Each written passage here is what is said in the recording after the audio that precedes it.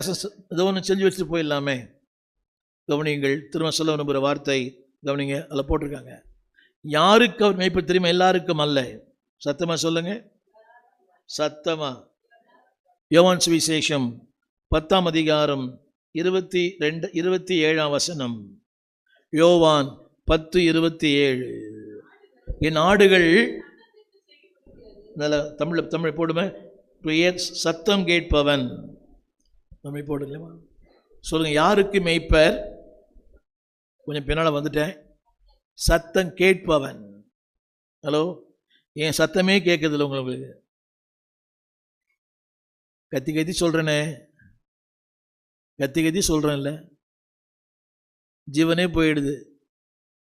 என் சத்தத்தையே நீ கேட்கலன்னா திரும்ப திரும்ப நம்மளை ஏமாற்றிக்கிறோம். பாட்டெல்லாம் பாடுறோம், கர்த்தர் மேய்ப்பர், எனக்கு குறைவு இல்லை, அழகாக பாட்டெல்லாம் பாடுறாரு. அவர் கூட பாடுறாரு. 55 வருஷம் அந்த பாட்டை நான் பாடிட்டு இருக்கிறேன்.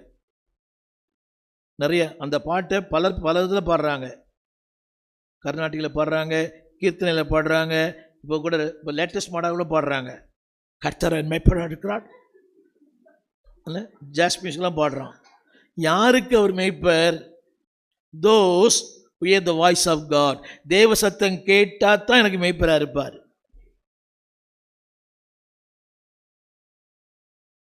என் சத்தமே கேட்குறதில்லை பல நேரங்களில்.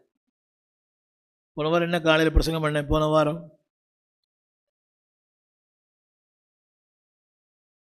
எனக்கு என்ன பாஸ்டர் தெரியும்? அதெல்லாம் ஏதோ பண்ணீங்க, நான் கேட்டேன்.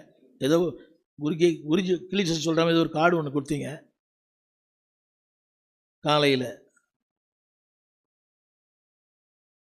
போன வாரம் காலையில்.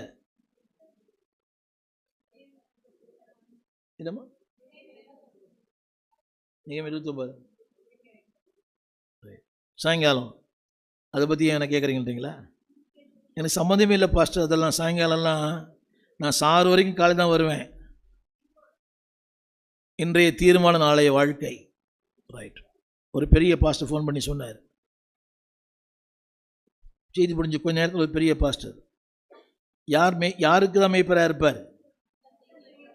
சத்தமா கேட்குதா?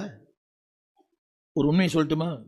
ஒரு நாள் ஜெபிக்கலைன்னா, ஒரு நாள் ஒரு வசனம் படிக்கலைன்னா, ஒரு நாள் தேவனோட பேசலைன்னா அந்த நாளே அமாவாசை மாதிரி தான்.